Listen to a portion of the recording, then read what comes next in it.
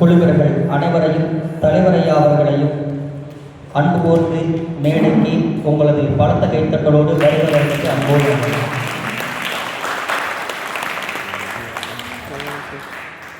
விளக்கினை ஏற்றி தற்பொழுது இந்த நிகழ்வானதை ஐயா அவர்கள் துவங்கி வைக்கின்றார்கள்.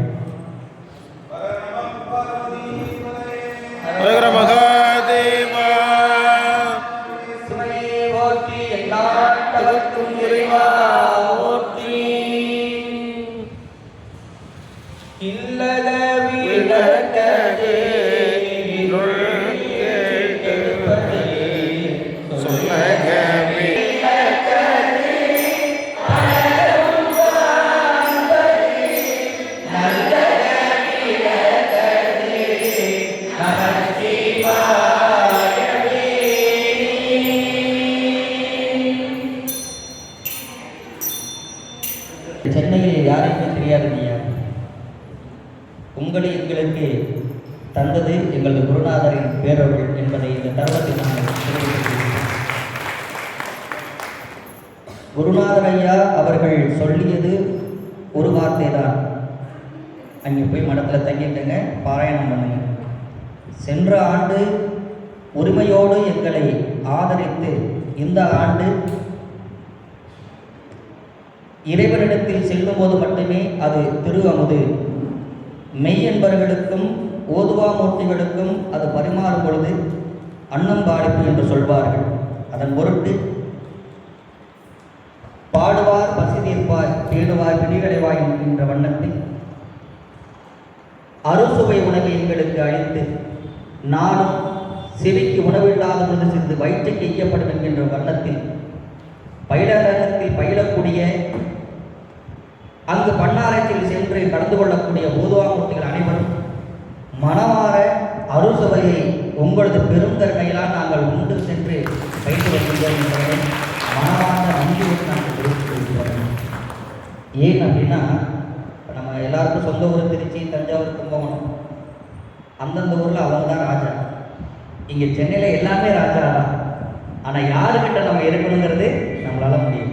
ஆனால் ஐயாவுடைய பெருங்கருணையினால நமக்கு இந்த அன்பு கூர்ந்த கனிவு கூர்ந்த அந்த ஒத்துழைப்பு தான் நம்ம இங்கே வந்து சமாளிச்சிருக்கோம். ஐயாவுடைய ஆவல் என்னை ஃபஸ்ட் டைம் கேட்டப்போ சொன்னாங்க, இப்போ ஒரு தடவை 100 பேர் வந்துருந்தீங்க, இந்த தடவை எத்தனை பேர் வருவீங்கன்னு கேட்டாங்க. ஒரு 120 மேலே வந்துடுவோம் ஐயா, எல்லாரையும் நான் ஒருங்கிணைச்சு கூட்டிட்டு வந்திருக்கும் போது நம்மளுடைய முக்கியமாக மாணவர்கள் தான் நம்மளுடைய இந்த பயிலரங்கத்தில் அதிகமாக பங்கேற்பார்கள்.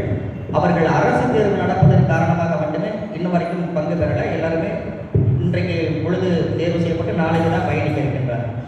அதனை பொருட்டு எங்களுக்கு எந்த நேரத்திலும் எந்த உதவியாகினும் உடனடியாக கேளுங்கள் என்று சொல்லி, ஒரு தாய் தந்தையர் எவ்வாறு தனது பிள்ளைகளை பேணி பாதுகாப்பார்களோ அதுபோல் இன்னும் ஒருபடி மேல் கருவறையில் இருந்து இறைவனை வழிபாடு செய்யக்கூடிய சிவாச்சாரியார் பெருமக்கள் அவரது திருநாமத்தின் மூலம் விளக்கக்கூடிய இந்த மண்டபத்தினை நமக்கு கொடுத்து, இந்த மண்டபம் இந்த 3 நாட்கள் மண்டபமாக அல்லாது ஆலய வழிபாடாக இருக்கக்கூடிய தருணத்தை ஏற்படுத்தியிருக்கிறது அந்த குருநாதர் ஐயா சொல்லும்போது சொன்னாங்க, இந்த மண்டபத்தில் வரும்போது நான் ஒருத்தர் தான் ஃபஸ்ட்டு பாடினா, அதுக்கப்புறம் ஒருத்தர் பாடினாங்க, இதுக்கப்புறம் நம்ம 108 ஓதுவார்கள் வந்து பாடியிருக்காங்க.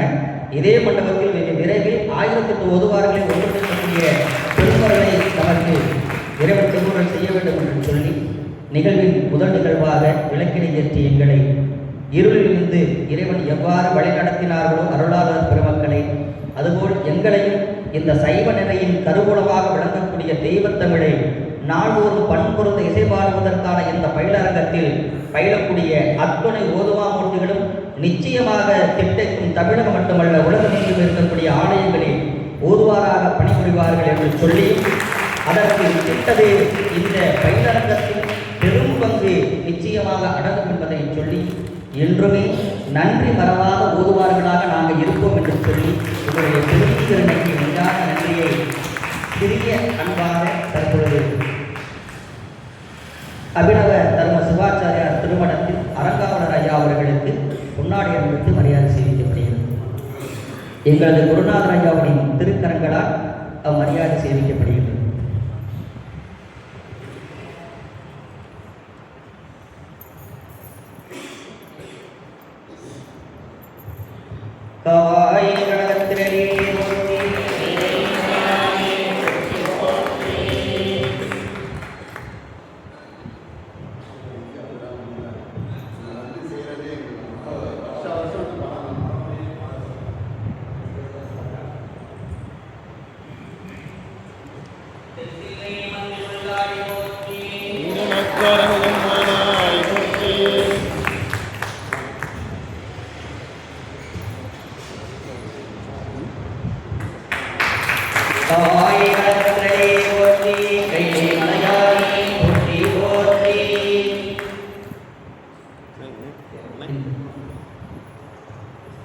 அரங்காவலர் குழு தலைவரையா மற்றும் அரங்காவலர்களுக்கு அருள் பிரசாதம் வழங்கப்படுகின்றது.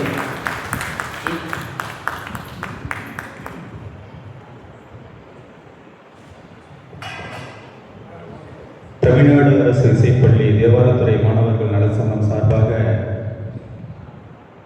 எங்கள் குருநாதரின் அவர்களின் பொற்கரங்களால் அருள்மிகு அபிநவ சிவாச்சாரியார் தேவாலயங்களுக்கு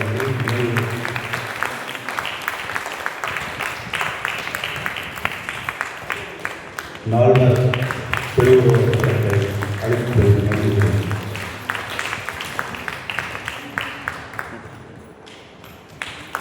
எங்களை எல்லாம் வழிநடத்தி கொண்டிருக்கும் எங்கள் குருநாதர் பன்னிசை பேரறிஞர் குருநாதர் ஐயா அவர்களுக்கு தமிழ்நாடு அரசு இசைப்பள்ளி தேவாரத்துறை மாணவர் நலசங்கம் சார்பாக பொன்னாடியை போற்றி சிறப்பிக்கிறது. தென்னாடுடைய சிவனே போற்றி.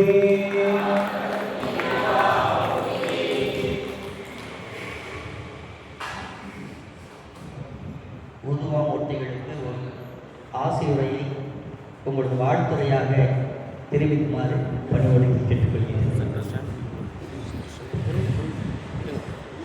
சிவபூஜை பண்ணுவது போல இந்த திருமுறைகளை, இந்த மந்திரங்களை, தமிழ் மந்திரங்களை ஒன்றாக அமர்ந்து ஒரு சேர பாடி விண்ணப்பம் நம்ம செய்வது கச்சேரி கிடையாது. விண்ணப்பம், திருமுறை விண்ணப்பம்னு பேர். பெருமானுடைய பெருங்கருணையை வேண்டி விண்ணப்பம் செய்கின்றோம். அந்த விண்ணப்பம் செய்பவர்களுக்கு உறைவிடமும் உணவும் வழங்கி நம்மை ஒரு சிவமாக பாவித்து எழில்ஞான பூசையினை அந்த பலனை அவர்கள் பெற்றுக்கொள்கிறார். ஏன்னா தானத்தில் நிறைய தானம், அன்னதானம், ஆனால் அதில் சிறந்த தானம் ஞான தானம். ஞானம் தான். ஒரு மனிதனுக்கு கல்வியை நாம் புகட்டி விட்டோம் என்றால் அனைத்து செல்வமும் அவனுக்கு காணாது. அதனால தான் கல்வி, இது ஒரு ஞான கல்வி. இப்போ திருமுறை பாடணும்னா நீங்கள் தமிழ் படிச்சிருக்கணும், தமிழ் உச்சரிக்கணும், தமிழ் வார்த்தைகள் புரியணும், அதன் பிறகு வரலாறு தெரியணும், நம்மளுடைய பண்பாடு தெரியணும். இப்படி ஒன்றொன்றாக நீங்கள் அந்த கல்வி கண்ணை ஒன்றொன்றாக திறந்து இசை அறிவை புகட்டி அந்த ஞானத்தை போதித்து இந்த வழிபாட்டு முறைகளை சொல்லிக் கொடுத்து எந்தெந்த சடங்குகளில் எந்தெந்த இடத்தில் எப்படியெல்லாம் பாட வேண்டும் என்பதை உங்களுக்கு அந்த வழிகாட்டி விட்டு விட்டால் தானாவே எல்லாரும் வந்து அதான் ஞான தானம், ஞானம், எழில் ஞான பூசை. ஆகவே இந்த எழில் ஞான பூசையை செய்வதற்கு இங்கே எங்களுக்கு அனைத்து விதத்திலும் ஆதரவு தெரிவித்து வரும் ஐயா அவர்கள், அந்த நமது இந்த மனத்தின் அறங்காவலர்கள் அனைவருக்கும், ஏன்னா ஒவ்வொருத்தரும் நம்ம சொல்ல, அனைத்து அறங்காவலர்களுக்கும் மனதார வாழ்த்துக்களை, பாராட்டுதல்களை, வணக்கங்களை நாங்கள் தெரிவிப்பதில் மகிழ்ச்சி அடைகின்றோம். அவர்கள் வாயிலாக நம்மை பாராட்டு தெரிவிக்குமாறு அன்போடு கேட்டுக்கொள்கிறோம்.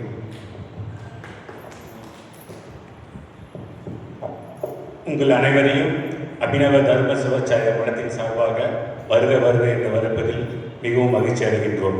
இதில் ஒரு சந்தோஷமான விஷயம், போன வருஷம் ஐயா கிட்ட ஒரு சின்ன வேண்டுகோள் வச்சிருந்தோம். அதாவது மடத்துடைய மடத்தில் கந்தசாமி கோயில் இருக்குது. கிட்டத்தட்ட ஒரு 13 ஆண்டுகளாக அதை கவர்மெண்ட் கிட்ட இருக்குது. ஐயா கிட்ட நம்ம ஒரு பர்சனலாக வேண்டுதல் வச்சோம். ஐயா இந்த கோயில் கண்டிப்பாக எங்ககிட்ட வரணும்னு சொல்லி. அதில் அதே மாதிரி கோயில் எங்ககிட்ட வந்துருச்சு. அதனால நன்றி வச்சுருக்கோம். இப்போ சின்னதாக இன்னொரு வேண்டுதல் வச்சுருக்கோம். அது வந்ததுக்கு ஒரு சில தப்பான ஆள்கிட்ட போயிடுச்சு. அதனால கரெக்டாக, அதாவது சேவை செய்கிற மாணவர்கள் சார் கூட இருக்கிறாங்க, ட்ரஸ்டியாக இருக்கிறாங்க, மடத்துலேயும் ட்ரஸ்டியாக தலைவராக இருக்கிறாங்க, கந்தக்கோட்டை ட்ரஸ்டியாக இருக்கிறாங்க. ஆனால் அந்த 5 பேரில் 3 பேர் மெஜாரிட்டி நமக்கு அகெயின்ஸ்டாக இது பண்ணுறாங்க. அதனால் இப்போது திரும்ப இன்னொரு வேண்டுதல் வைக்கிறோம். திரும்ப இந்த கோயிலில் கந்தக்கோட்டத்தில் உங்களுடைய வேண்டுதல்கள் படி ட்ரஸ்டி எலெக்ஷன் நடந்து 5 பேர் நல்ல உண்மையான 5 பேர் சேவை செய்கிற மனப்பனுடைய 5 பேர் வரணும்னு சொல்லிட்டு இதை நீங்கள் மைய கருத்தாக வச்சு சாமியிட வேண்டி அடுத்த வருஷம் எனக்கு எலெக்ஷன் வர மாதிரி நீங்கள் கணிப்படுத்த ஆரம்பிச்சு. சென்ற ஆண்டு ஐயா அவர்கள் பேசி கொண்டிருந்த பொழுது நாம் அறிந்து நம்ம செய்தோம். இது போல எல்லாரும் சேர்ந்து விண்ணப்பம் பண்ணணும்னு சொல்லி விண்ணப்பம் செய்து அவங்க வழக்கில் வெற்றி பெற்றுட்டாங்க. வெற்றி பெற்று திரும்ப அவங்க கோயிலுக்கு அவங்களுக்கே வந்துச்சு. இந்த ஆண்டு நாம் அதை உணர்ந்து அவர்கள் வசமே நிர்வாகம், அந்த நிர்வாகத்தில் முடிவெடுக்கக்கூடிய இடத்துல அவங்க இருக்கணும் அப்படிங்கிறத நம்ம வேண்டுதல். அப்படி வேண்டுதல் பண்ணி அந்த முடிவெடுக்க எடுத்துக்கிட்டு அவங்க வந்துட்டாங்கன்னா நம்ம மாதம் திருவாசகம் முதல் பண்ணலாம். என்ன நீங்கள் எப்போ வந்தாலும், சென்னைக்கு வந்தாலும் நீங்கள் பாட்டில் இருக்கலாம், இங்கே திருமுறை பாடலாம். அந்த இடத்துல ஓதுவார் நல்ல ஓதுவார் கேட்டுட்டு இருக்காங்க அவங்க கோயிலில். இடம் தங்கி ஒரு ஓதுவார் கேட்குறாங்க. அப்போ அங்கேயே நம்ம ஒரு 3 மாதத்துக்கு ஒரு முறையோ 6 மாதத்துக்கு ஒரு முறையோ அந்த கோயிலில் ஒரு நிகழ்வை நடத்தலாம். நிறைய வாய்ப்பு. ஏன்னா அதை முடிவெடுக்கக்கூடிய இடத்துக்கு அவங்க வந்துடணும். அதுதான் நம்ம வேண்டுதல். அப்படி வந்துட்டாங்கன்னா நமக்கு அந்த ஆன்மீகமாக நம்மளுடைய பன்னிசை வளர்ச்சிக்கு அது பெரிய ஒரு ஊன்றுகோலாக இருக்கும் என்று சொல்லி நீங்கள் மனதில் இருத்தி 2 நாளும் இந்த வழிபாட்டில் நீங்கள் வேண்டிங்க. அந்த வேண்டுதல் என்னன்னா, இத்தனை பேர் இருந்து வேண்டுறப்ப யாரோ ஒருத்தராவது என்ன பண்ணுவாங்கன்னா மனமுருகி வேண்டிடுவாங்க. நல்லார் ஒருவர் எல்லாருக்குமே அதுமாரி யாரோ ஒருத்தர் வேண்டுதல் என்ன, அது எல்லாருக்கும் சேர்ந்து அந்த ஓசை சேர்ந்துடும். அது தானாகவே வந்துடும். ஒருத்தர் தனியாக பாட்டு சைட்டும் சேர்ந்து பதியத்தை சொல்லுவோம் பொழுது உங்களுக்கு தெரியும் அந்த வெளிப்பாடு தானாகவே அந்த மந்திர ஆற்றல் இருக்கு பாருங்க. அந்த ஓசை கேட்காதவங்களையும் கேட்க வைக்கும். அதனால தான் அந்த காலத்தில் தேவாரம் பாடுவது ஒருத்தர் கிடையாது, 5 பேர் 10 பேர் தான். அதாவது தேவார கோஷ்டி, ஒரு கோஷ்டியாரோ சொல்லுவாங்கல்ல, அதான் ஒரு கோஷ்டியாரோன்னு போவாங்க அப்படின்னா என்ன, கோஷ்டியில் ஒருத்தன் போகிறதுக்கா ஒரு 10 பேர் போனாதான் அது ஒரு கோஷ்டின்னு பேர். அப்படி தேவார கோஷ்டினே பேர் என்னன்னா 10 பேர். ஏன் 10 பேர் பாடினாங்கன்னா 10 பேர் ஒன்றா பாடணும்னா எவ்வளோ பயிற்சி பண்ணியிருக்கணும்.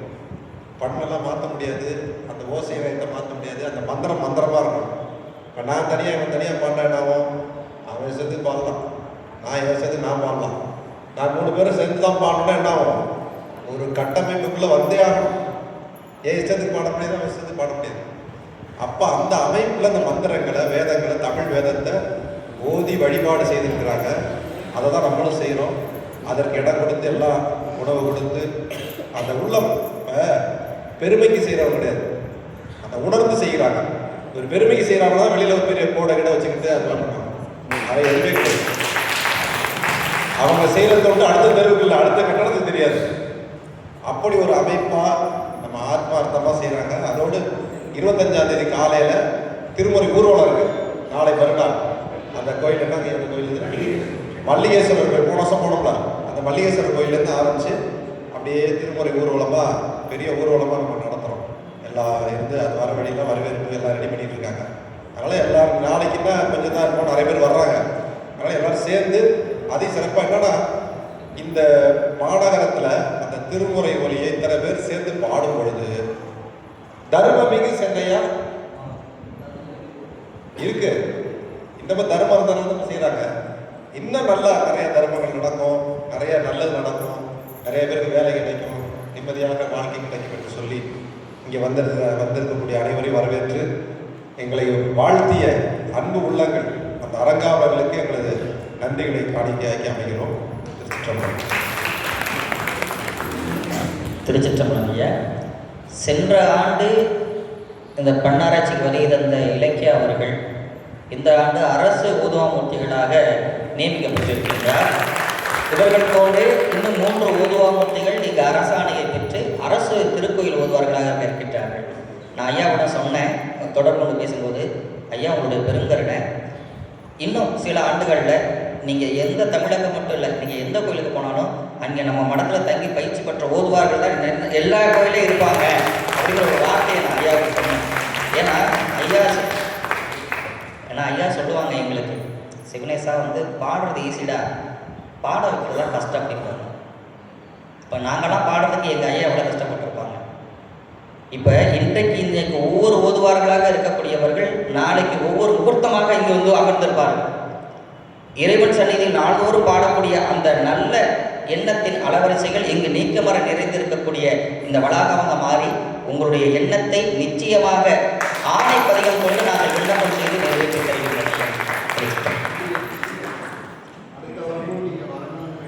கண்டிப்பா நிச்சயமாக இது 100ஆண்டு விழாவை நோக்கி நாங்கள் பயணிப்போம் ஐயா. பொன்விழாவை கட்டி நாங்கள்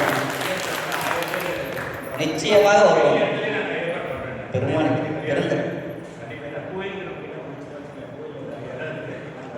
வந்துருங்க, அதுவும் தயாராகும், நாங்களும் அதுக்குள்ள தயாராகி வந்துருவோம் ஐயா. சுவாயனம் திருச்சிட்டோம்.